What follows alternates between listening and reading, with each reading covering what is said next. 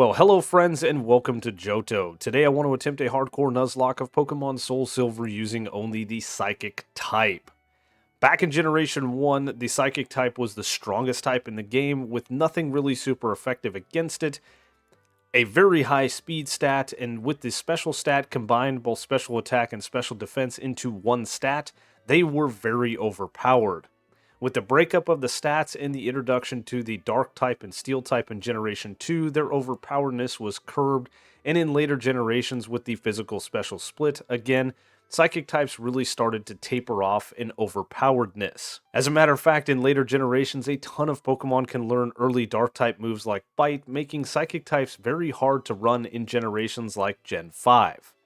However, here in Pokemon SoulSilver, we've got a good amount of encounters that we can get our hands on, not so much in the early game, and I cannot wait to see what these different Pokemon can do. We get the call for Professor Elm as we leave Mr. Pokemon's house, and it just dawned on me that every single professor, at least in these first few games that I've played, are named after trees. Professor Oak, Professor Elm, Professor Birch, Professor Rowan, Juniper, Sycamore, they're all trees. I've been playing Pokemon for over 25 years, and I cannot believe that I am just now noticing that. That is insane. I feel kind of silly. There are no Psychic types available to us until after we do the tutorial stuff, so I just grabbed the Totodile and ran over to Cherry Grove and now back to the lab.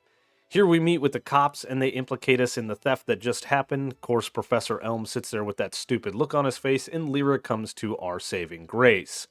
The cops want us to name the passerby boy, and of course we are going to nickname our future rival Algorithm, because we are trying to beat the algorithm both in-game and in real life. Now, Algo, our rival, is only going to be difficult the very first time we encounter him, but the YouTube algorithm is much more difficult to defeat, and I need your help. How can you help me defeat the algorithm, you may ask? Well, it is very simple. You can like the video, comment on the video, subscribe to the channel, hit the notification bell, share this video with your friend. Any and all interactions help out a ton. And I cannot thank you guys enough. Those of you that keep coming back each and every week and doing all the things I just said, it is so amazing, and this has been a very fun ride. Can't wait to see what it does. We're almost at 2 years of Nuzlocks on the channel. That is super cool. Now we're starting our journey here, and one of the first things that we need to do before we venture off and catch our first Psychic type Pokemon, of course, is talk to our mom and have her save money. She can get us some really good items, so any Gen 4 game, you want her to save your money.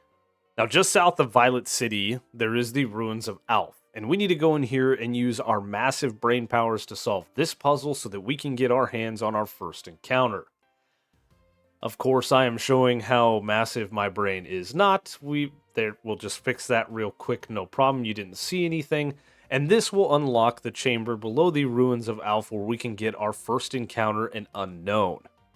Now, Unknown has a gimmick, and we are going to have to play around with that gimmick, Hidden Power, because we are looking for 3 different Hidden Power types, either Electric, Ice, or Rock. Otherwise, I don't think we're going to be able to beat the first gym. And let's everyone meet John the Unknown. It is a Unknown. It has a quirky neutral nature, and its hidden power is Bug type. Base power 55. That's not great, but there is another strategy that we can use to potentially beat Falkner. So rather than resetting, since we're still kind of early in the game, I'm going to go ahead and go through the events of the Bellsprout Tower, and then we'll implement our strategy and see if it works. Getting the Unknown in the Ruins of Alph does cut off the Natu that we can catch in the grass just on the other side of this rock. Unfortunately, we can't get that until well after using Surf, which is well after the 4th gym. So to use a Psychic type as early as possible and not having to change around the starters with the Universal Randomizer, we're going to try to use an Unknown.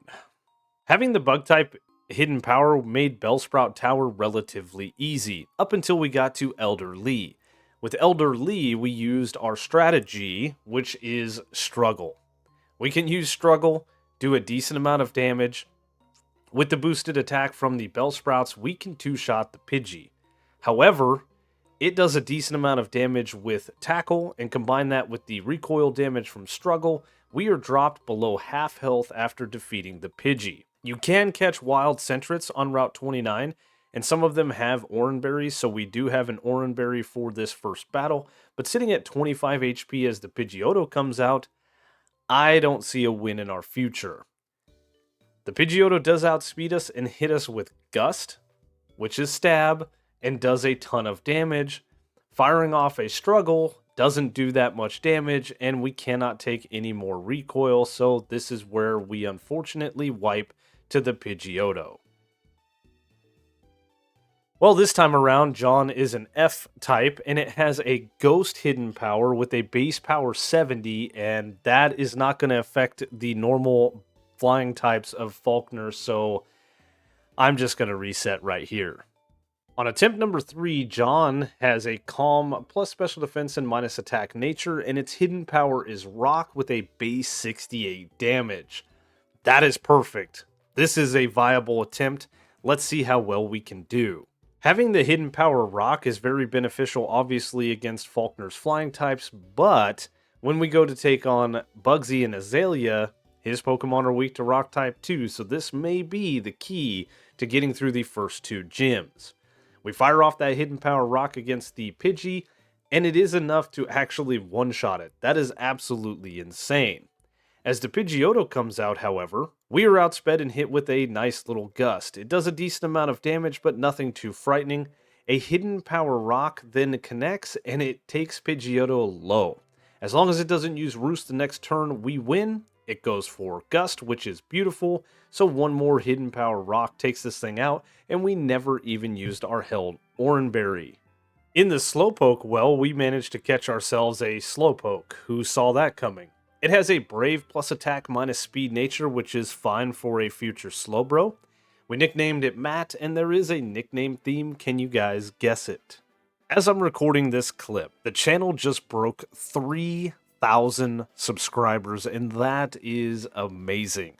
Thank you guys so much. Without you guys, of course, I would just be a dude in his basement talking to himself, which, as I said before, I technically am, but that's not the point. This has been a wild ride. I said it before, I'll say it again. The old channel that I used to have was a Minecraft channel. We did it for 7 years. There was over 500 videos. And when I stopped putting time and effort into that channel, it had 2,300 subs. 2 years of Nuzlocks, 75 videos, 3,000 subscribers. The difference between the 2 channels is night and day. Every time I look at the numbers of this channel, it is so positive and it gets me pumped. It's the reason that I sit here and do this each and every week. Some of these runs are very difficult to get through. They take a lot of planning, a lot of effort. You guys don't get to see that part of it, but trust me, I do put everything I can into these videos. Overwhelmingly, feedback has been positive, of course. There has been an influx of people. The shiny only run I did of Heart Gold, for whatever reason, has gotten a huge push from YouTube. That's not the first video on the channel that's gotten a push, and that's really awesome because back when I did the Minecraft stuff, I didn't see a lot of pushes on videos. Anyway, with the push on the videos, we see an influx of people, and not everything is positive. With the shiny only run, there were people talking about how I said I wasn't going to use any Kanto Pokemon, but I caught a shiny Ditto. I do the runs, and then I do the voiceover, so it was well after I had started the run that I decided I was only going to use Johto Pokemon. Thanks for pointing that out.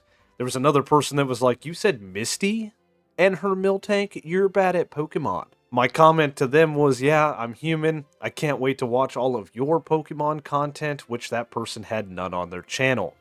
I'm going to go ahead and go out on a limb here and say, look, if you have never put out content or never attempted, you have 0 videos on your channel, shut your mouth. Even if a video is terrible, somebody put time and effort into that. And if you've never done it yourself, you really don't know what goes into this stuff. And so maybe, like Thumper once said in Bambi, if you don't have anything nice to say, don't say nothing at all. That's kind of a good way to live your life. But seriously, the positivity has been amazing, the ride has been amazing, and even those less than positive comments I will continue taking. I don't understand why you gotta live your life so negative though. I mean, I've seen the bottom of the barrel from the underside. It's just not great, and I really do hope the people that lead with the negativity, I hope you find peace and solace someday. Now, unfortunately, even with the hidden power rock type on John, John cannot take a U-turn from Scyther, so we are going to lead Matt, and this is going to be kind of a drug-out battle. Scyther outspeeds and goes for focus energy on turn 1, and then we tag it with the yawn to put this thing to sleep. The plan here is to start going for curses and get our attack as high as we can. Scyther lowers our defense with Leer, and Curse is going to boost our attack and our defense, so that's going to trick the AI into hopefully using Leer a bunch of times, and we can get to +6 and then hopefully take this thing out. Now, as the Scyther goes to sleep and stays asleep, we do get off a couple of curses, getting ourselves to about +3 before it finally wakes up and tags us with a Leer. At this point, we fire off our 4th curse, getting us to +4 attack, and we're at +2 defense, and the Scyther hits us with another Leer, so we're only at +1 as we tag it with a yawn. One more Leer brings us to neutral defense, and another curse brings us to +5 and +1. One more curse brings us to +6 attack and +2 defense. Scyther is still asleep, and we hit it with a tackle that does half. Unfortunately, Scyther has a citrus berry, so it heals up. I'm hoping tackle doesn't take it into healing range, but it does. Bugsy uses a super potion, we fire off another tackle to half, and Scyther stays asleep the entire time as we take it out with one more tackle. We could switch out John here as the Metapod comes out, but there's really nothing his Pokemon can do. Metapod has tackle that actually misses, and we take it to very low health with our tackle. A tackle from Metapod doesn't do much, and we take it out. Kakuna comes out and could poison us with Poison Sting, but I'm not really worried about it. Poison Sting hits us, we hit it with a Confusion because it's super effective, and we one-shot. The very first rival battle in Azalea is typically the hardest one. We don't have a lot of good Pokemon or good moves. His Ghastly outspeeds and hits us with a mean look, and Hidden Power doesn't quite take it out, so it goes for Curse, taking itself out, but putting John on a timer. We do outspeed the Zubat and knock it out with a single Hidden Power Rock, but we go down to half health before our Oranberry. As the Bayleaf comes out, we swap into Matt. It likes to go for Reflect, which is perfectly fine. A Poison Powder is shrugged off with a Lumberry, and then we try to put this thing to sleep with Yawn. I decide to go for Confusion. We are outsped and hit with a Razor Leaf before the Bayleaf goes to sleep, and Confusion does pitiful damage. Bayleaf quickly wakes up and hits us with another Poison Powder, and we bring it to half with a Confusion. Another Reflect is fine as we hit it with another Yawn, and it's time to swap out. We avoid a Razor Leaf on the swap in, and then Bayleaf falls asleep, and we can hit it with a Hidden Power. It stays asleep, hitting it with one more Hidden Power, taking it out, but that battle could have gone south pretty fast. Now that we've beaten our rival, we need to get through the Ilex Forest. There is an encounter immediately after the Ilex Forest that we could potentially run into, so I need to do some preparations, and that requires us buying a couple of repels from the Pokemart here in Azalea. On Route 34, just outside of the Ilex Forest, we can actually run into a Drowsy or an Abra. Abra, of course, teleports away from battle, so I want to get my hands on an Ultra Ball before we try to go for that encounter. I do also want to avoid these trainers. Eventually, I will battle the Picnicker to my left, because she can give us a Leaf Stone, but that is problems for future Zap. Right now, we just want to get to Goldenrod and get our hands on an Ultra Ball so that we can hopefully get an Abra as our next encounter, but also there is a Drowsy available, and we have the potential to get the other Pokemon on Route 35. I do think this is the earliest you can get an Ultra Ball in these Pokemon games. It is quite expensive, and whilst we're here in the department store, I'm going to pick up a couple other TMs because we are prepping for Whitney as well. And of course, on Route 34, our first encounter is an Abra. Now, there's nothing we can really do except chuck that aforementioned Ultra Ball at it and hope that we catch it. Losing it, we could catch another one on Route 35, but I really do want a Drowsy on the team, so do we catch it? Yes! That's what's up. This was all in preparation, and it panned out for us. Awesome. And let's meet James, the Abra, with a Lax plus defense minus special defense nature. It has the Synchronize ability, and you guys know, this is a great Pokemon line. Now, technically, we could have bought Abra from the game corner here in Goldenrod. That would cut off another encounter that we will get eventually with the Gift EV from Bill, so we didn't want to do that. I definitely wanted to catch it on Route 34 or 35. Since we got the Abra on Route 34, on Route 35 we get Teresa the Drowsy that has a Naive plus speed and minus special defense nature. This Pokemon is absolutely amazing, and I'm so happy to put it on the team. Backtracking to Ilex Forest, we can put Headbutt on Teresa, and then using Headbutt on Route 36 nets us an Execute named James with a quirky, neutral nature. Our team before Whitney is now complete. Of course, there are still some training that we need to do, a couple of moves that we need to teach, and one evolution before we take on Whitney, with James evolving into a Kadabra. No more switch training. Now this thing actually has an attacking move, and of course is a great Pokemon. The third gym leader is Whitney. Her Miltank is a tank. Clefairy is very scary with Metronome, not knowing what kind of move it could pull, so for that reason I lead James and I have a plan. We do outspeed and fire off a Stab Confusion that takes Clefairy down to half health. And then Clefairy helps us out by going for Mimic. That is perfect. We can fire off another Confusion, and that is going to be enough to take out the Clefairy without ever taking a tick of damage. This is where we implement the plan. Miltank comes out and we set up a Reflect because we outspeed, and then it goes for Attract, putting a damper in those plans. What I need to do now is pivot into Jane. We pivot into a Stomp, which I wanted to disable. We can then pivot back into James, who is not baffled by love, and can take a Stomp on the swap in and then disable it the next turn. Very nice. Now we pivot back into Jane, as Miltank goes for Attract, but because we are of the same sex, unfortunately in this game we can't be attracted. Miltank then starts a rollout, and we go for Reflect because it went down. We get hit with another rollout that gets a critical hit, and we fire off a Hypnosis. This is to burn the Lumberry that the Miltank has. Very nice. We get hit with another rollout, and we can put the Miltank back to sleep with another Hypnosis. We have a held wide lens that we got from the game corner, so we got lucky with 2 Hypnosises back to back. We then set up a Leech Seed, and this puts Miltank on a little bit of a timer, and Jane's time is done. We pivot into Teresa as the Miltank stays asleep. Reflect does wear off at this point, but Leech Seed is starting to do a little bit of chip. Miltank then wakes up and hits us with a nasty little Stomp, doing a little more damage than I thought it should, and Headbutt doesn't do hardly anything to Miltank. That's a little bit disconcerting, so I go ahead and swap in Matt, who tanks a Stomp a lot better. The Leech Seed damage is really starting to rack up as Miltank is below half at this point.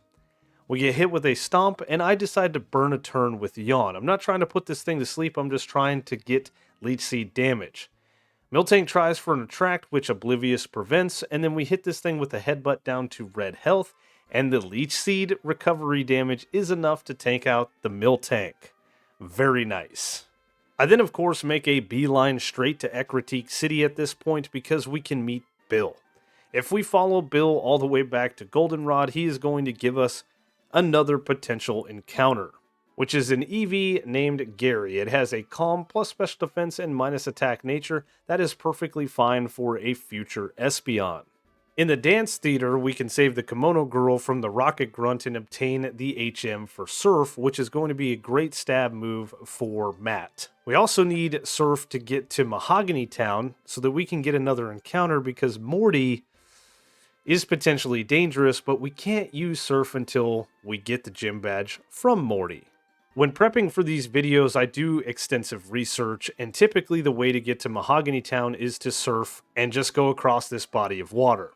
Now, watching Sylph's video, he got his hands on a Girafarig, which is going to be a perfect counter to Morty and his ghost types. Otherwise, I think his Gengar would outspeed most of my team and be able to one-shot quite a few of my Pokemon. However, there is another path that we can get through to get to the Lake of Rage to get that encounter. Before jumping into the comment sections and wondering how Sylph got that Pokemon, I decided to do some research on my own, and you can very easily go through Mount Mortar and make your way to Mahogany Town without ever having Surf available to you. Sometimes it's better to do research than it is to jump to conclusions and do what most people do and start the negative hate comments.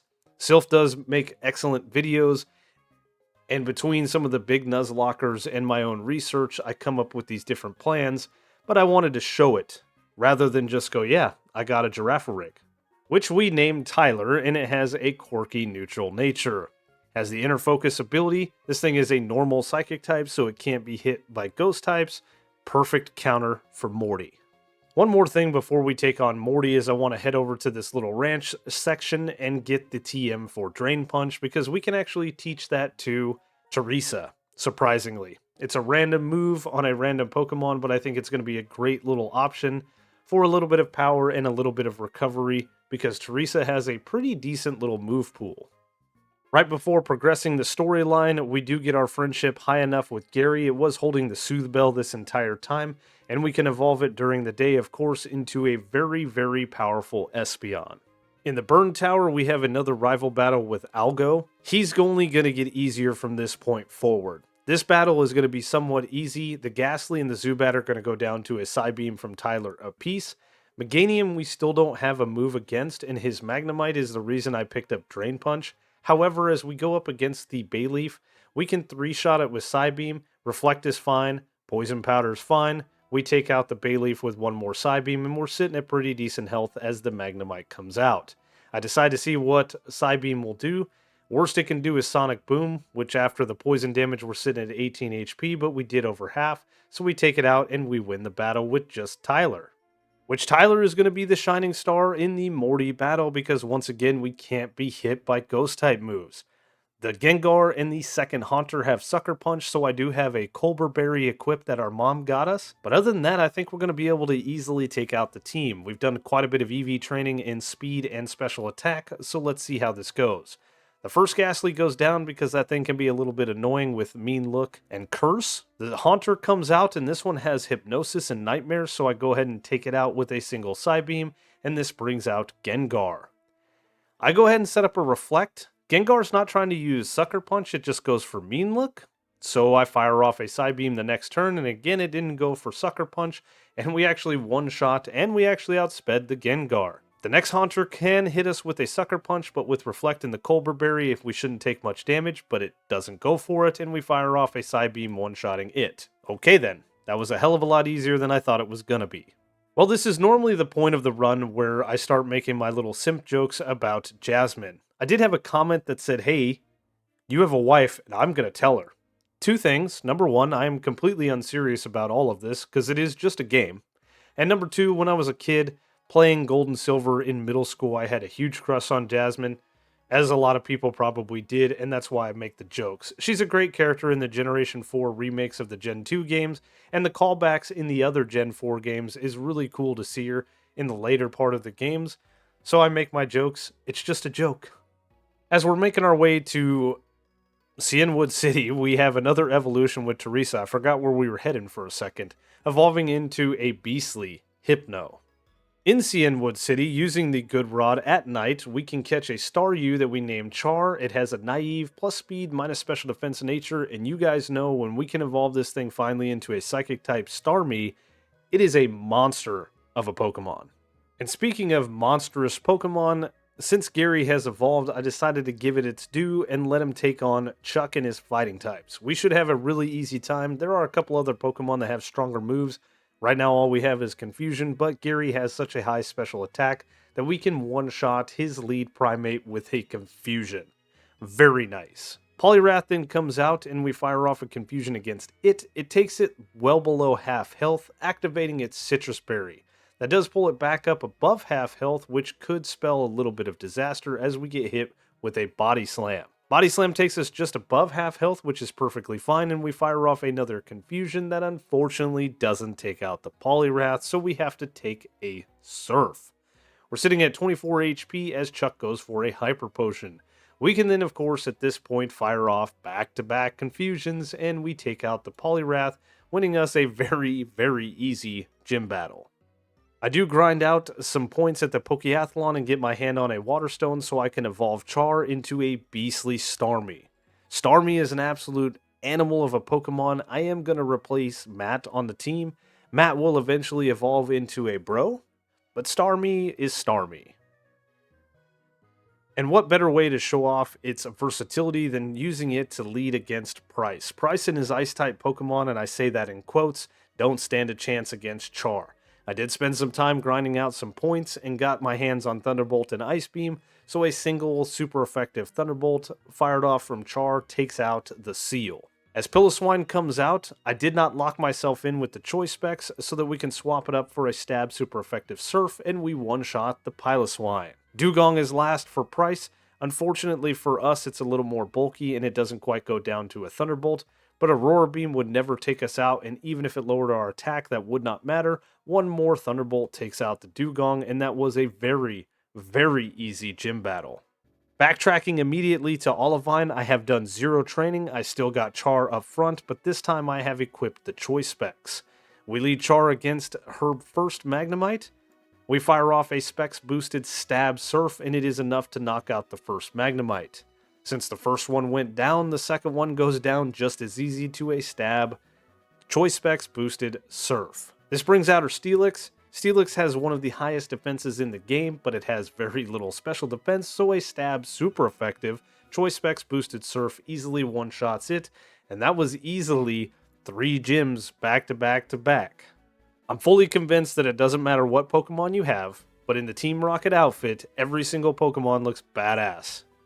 I think the Team Rocket outfit is one of the coolest additions. It sucks that you only get to play with it for a very, very short while. As a matter of fact, you can't leave Goldenrod stuck like this, so you have to go to the radio tower, and of course our rival immediately gets us out of the Rocket uniform, but still this is a cool part of the game. Since we've got 7 gym badges in our pocket, I decided to trade off James and get our hands on a beastly Alakazam, which is what I decide to lead against Petrol. Petrol has a team of Coughings and Wheezings that can go boom, and it's very scary, but with a stab super effective move like Psybeam and a high special attack such as James, there is no way Petrol's Pokemon stand a chance against us. They're not going to be fast enough to go boom, so we don't have a problem, and we can easily move on with the rest of the Team Rocket storyline stuff. In the basement of the Rocket hideout, we have another rival battle with Algo, but this time I've got Char up front, and Char is going to be able to do some damage. The Golbat goes down to a single super effective Thunderbolt. Meganium comes out, and we fire off an Ice Beam. Unfortunately, it doesn't one-shot, but a Reflect is set up, and another Ice Beam takes it out. Reflect doesn't matter because all of our moves are special. Haunter goes down to a Stab Surf. His Magnemite comes out, and it falls the same way Jasmine's does to a Stab Surf, and Sneasel comes out, and I fire off one more Surf. It gets a critical hit, but I don't think that mattered. I typically don't show the battle with Archer, but he's got a Houndour and a Houndoom that could spell some trouble for my team, but Char with the choice specs and Surf easily take them out in a single hit apiece. Still locked into Surf, so we take out the Coughing, and that's Archer. This puts us in the Ice Path, where we catch Robin the Jinx that has a naughty plus attack and minus special defense nature. Not great, but Jinx is an absolute unit of a Pokemon.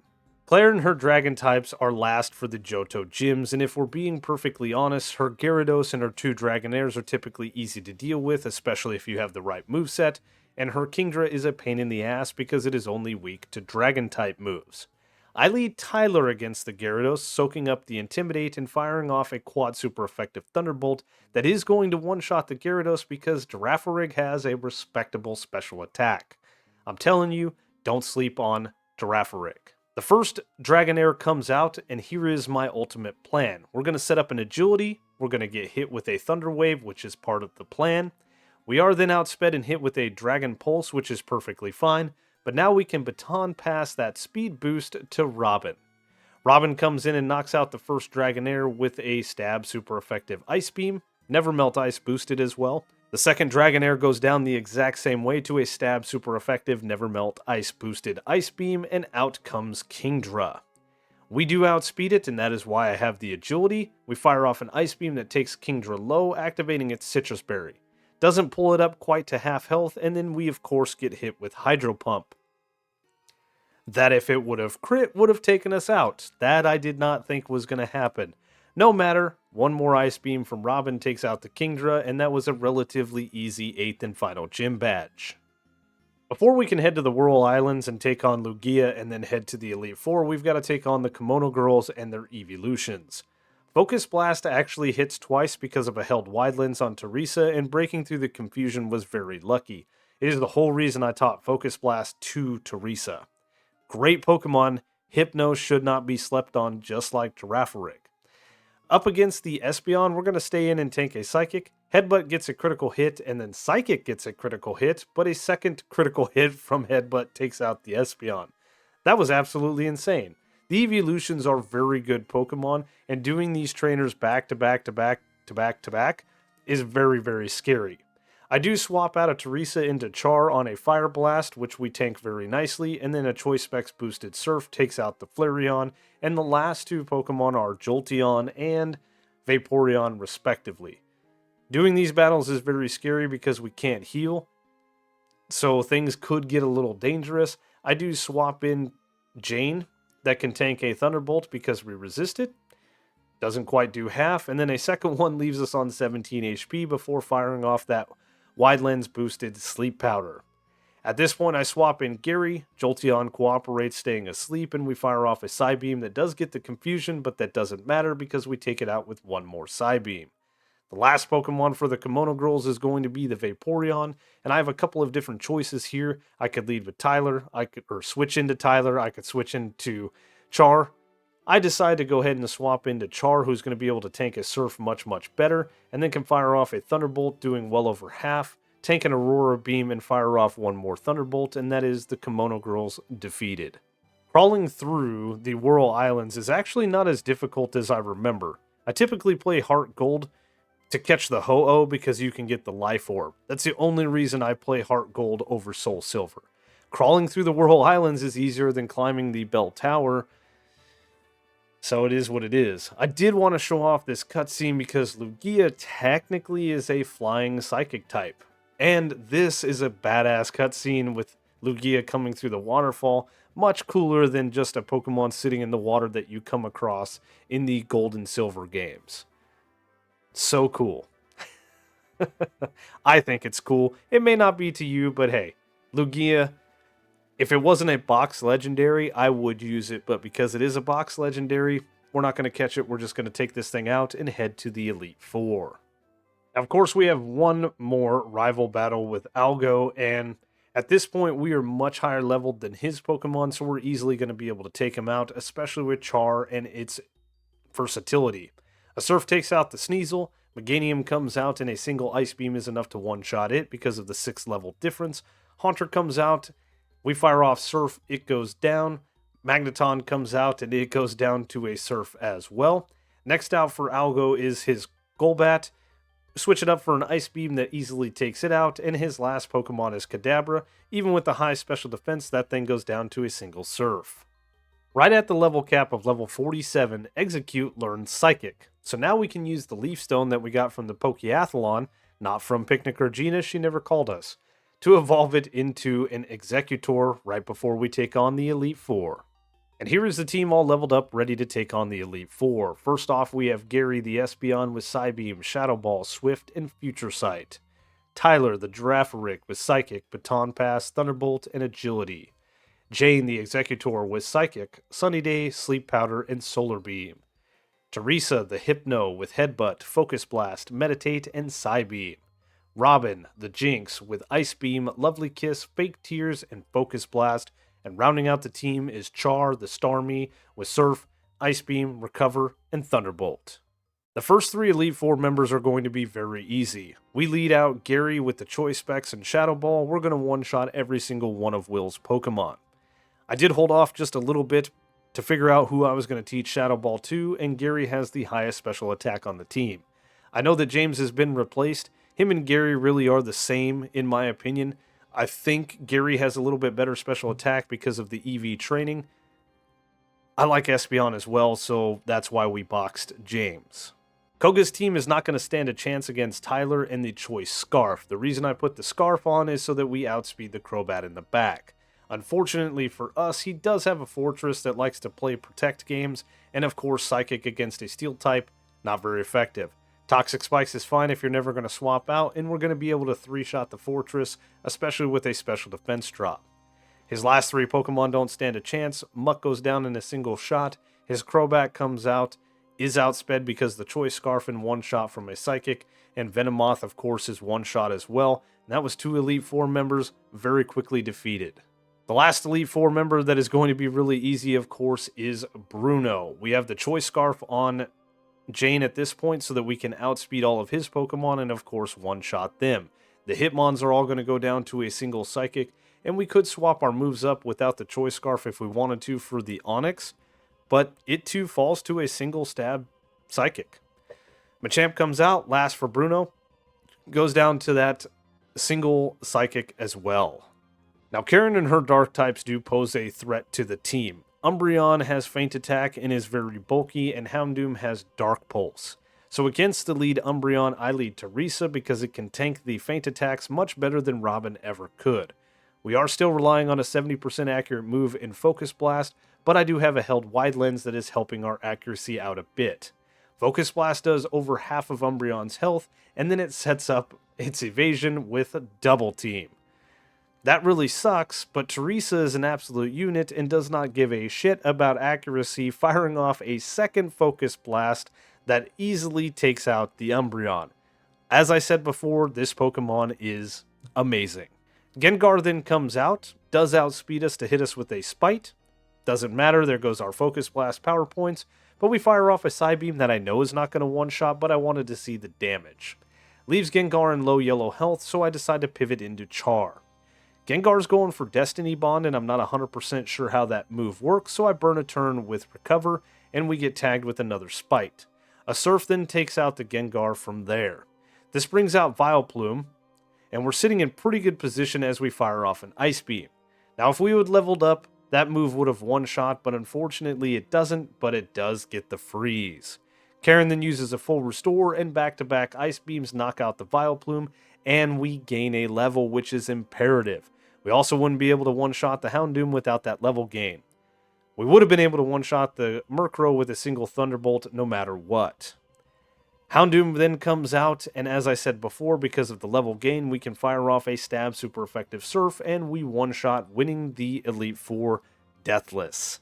Last up, of course, is the champion Lance and his dragon types, and I say that in quotes because obviously the Gyarados is a dragon, but it's not dragon type, and I lead Tyler. Tyler soaks up the Intimidate, and then we can fire off a quad super effective Thunderbolt that is going to be enough to one-shot the Gyarados. The whole plan with leading with Tyler is this is going to definitely bait in the Aerodactyl that has Crunch. We should be able to survive a non-critical hit Crunch, and we should be able to two-shot the Aerodactyl. We're actually going to outspeed it with the level gain and the Choice Scarf. As we see here, we fire off a Thunderbolt that doesn't quite KO it. That was a very high roll, though, putting it in red health, and Crunch takes us all the way down to 8 HP. Lance then uses a full restore, and because we outspeed, we can fire off back-to-back Thunderbolts. The first one didn't get as high of a roll, leaving it in yellow health, and then we can take it out with one more. Very nice. Charizard then comes out, and I, of course, pivot into Char. Dragon Claw is tanked very well, and then we fire off a Stab super effective Surf that Charizard actually tanks on a sliver of health. Air Slash then takes us all the way to 28 HP, and Lance doesn't heal, so we take out the Charizard with one more Surf. As the first Dragonite comes out, I know this is the one that has Thunder, so I pivot into Robin, who avoids that Thunder. That's it. That's all she wrote. We outspeed and fire off a quad super effective Ice Beam, taking out the first Dragonite. The Ace Dragonite then comes out and is outsped and goes down to a quad super effective Stab, Never Melt Ice boosted Ice Beam. This means his last Dragonite comes out and it too falls to a quad super effective Stab, Never Melt Ice boosted Ice Beam, and that is the champion defeated, the Johto region also defeated. As I've said many times before, that is technically the run over, but I know a lot of you want to see the Kanto portion of this, so without further ado, we're going to go ahead and jump into Kanto. Of course, a lot of the gym leaders leave a lot to be desired. Before I appease the masses and head off to Kanto, since we're in the post-game, I want to head over to the Battle Frontier and start racking up some battle points so that we can get our hands on some key TMs as well as a couple of different held items. Crossing the bridge to Vermilion City is always a wave of nostalgia, but we're not here to talk about nostalgia. We're here to talk about the Kanto gym leaders. Janine is first on the docket with her level cap being 50. I'm going to head into Saffron and get the TM for Psychic and then teach that to Robin. And to be perfectly honest with you, I'm not going to show the gym battles because Robin steamrolls almost every single gym leader. She takes out Janine very easily with Psychics. Surge goes down to Psychics as well. We have Misty and Brock back-to-back that go down to Choice Specs boosted Energy Balls from Robin.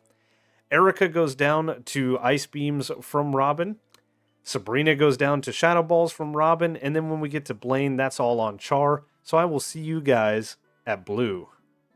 Considering Blue's team is not monotype, it can be a challenge to deal with it. He has a very diverse team with very good moves, and I have a very good plan.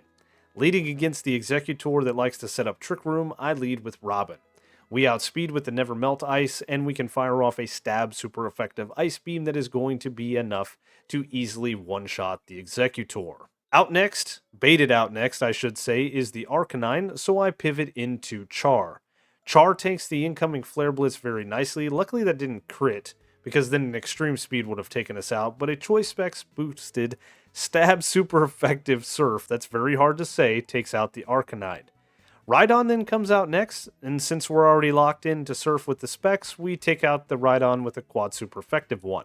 This brings out Machamp, so I pivot into Jane, who tanks the Thunder Punch on the swap in very nicely and then can fire off a stab super effective Psychic that one-shots the Machamp. Pidgeot then comes out, and since I have the specs on Char, I pivot into Char, which Pidgeot is going for Mirror Move, so that's very random, but a specs-boosted Thunderbolt is enough to take out the Pidgeot. Without the specs, we wouldn't have one-shot it. Last out for Blue is his Gyarados, that of course is going to go down to a quad super effective specs-boosted Thunderbolt, and that was actually a really easy 8th and final gym. What's not easy is the problem that we run into now that we've defeated all of the 8 gyms of Kanto. Professor Oak calls us, wants us to stop by his lab, and he gives us the HM for Rock Climb, which we need in order to climb Mount Silver. Looking through all of the different Pokemon available to us, even with the Hoenn sounds and the Sinnoh sounds, I still can't get a Psychic type that can actually learn this move, other than Mewtwo or Mew. Which Mew's not available to us, and Mewtwo, I'm not going to get Mewtwo. That's an overpowered Pokemon.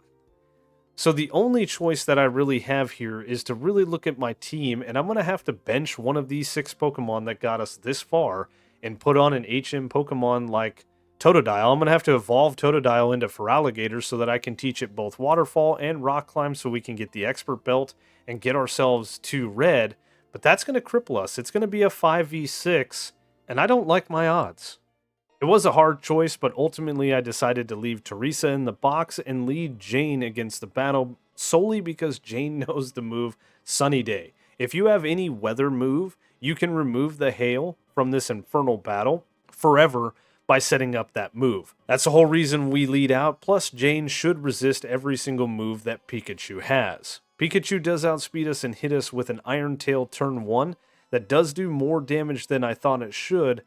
We can survive another one. Unfortunately, it gets the defense drop. We do set up the Sun, which means we do outspeed because of Chlorophyll, but I don't want to risk it, so I go ahead and pivot into Tyler, who avoids an Iron Tail on the swap in.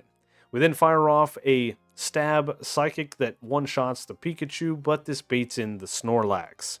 Snorlax has Crunch, and it is very specially bulky, so Psychic doesn't do much. And then Crunch takes us all the way down to 18 HP. Another Psychic is going to take Snorlax to just below half health, but a Blizzard connects and takes out Tyler, and that is the first death of the run. And not a great one. I bring in Char. Once again, all of my Pokemon have special type moves, so I fire off a Stab Surf that takes Snorlax low. Luckily for us, it goes for Giga Impact, putting us at 31 HP, but locking it into a move that it has to rest so we can take it out with one more Surf, avoiding a full restore from Red. This baits in Venusaur, so I pivot into Robin on a Giga Drain and then fire off an Expert Belt boosted Stab super effective Ice Beam to one-shot it. This baits in the Charizard, so I decide to swap into Gary on a Flare Blitz. That gets a critical hit and the second death of the run. Damn it. We swap in Char safely and can fire off a Specs boosted Surf that takes out the Charizard. As the Blastoise comes in, I've got a swap. Blastoise goes for Focus Blast and misses on the swap in from Jane, and then it misses a Blizzard, which is absolutely amazing. Setting up the sun means that we outspeed and can fire off a 1-turn solar beam against the Blastoise the next turn, one-shotting it. This puts us in prime position as the Lapras comes out, the last Pokemon for red, because we can outspeed it and fire off that 1-turn solar beam that is enough to one-shot it and wins us the battle. We did lose 2 Pokemon in the process, which is very sad, but we won. And real time, that was over 7-minute battle against red. It sucks losing 2 Pokemon like that right at the end. We did this run so well, but hey, it is what it is. Red is a formidable foe, and we made it through. I hope you guys enjoyed this run. Psychic-type Pokemon are very fun to play with. We did have some really strategic moments, so we had to do quite a bit of thinking. I always love that. A good brain tease. As I said before, I do hope you guys enjoyed the run, and you know the routine, right? If you enjoyed the video, leave a like, leave a comment, consider subscribing if you've made it all the way to the end of the video, or if you keep watching these videos each and every week, check it out. See if you're subscribed. A good chance you're not. Thank you guys again for the continued support. Thank you guys for the 3,000 subs. Thanks so much for watching, and as always, I will see you on the next one.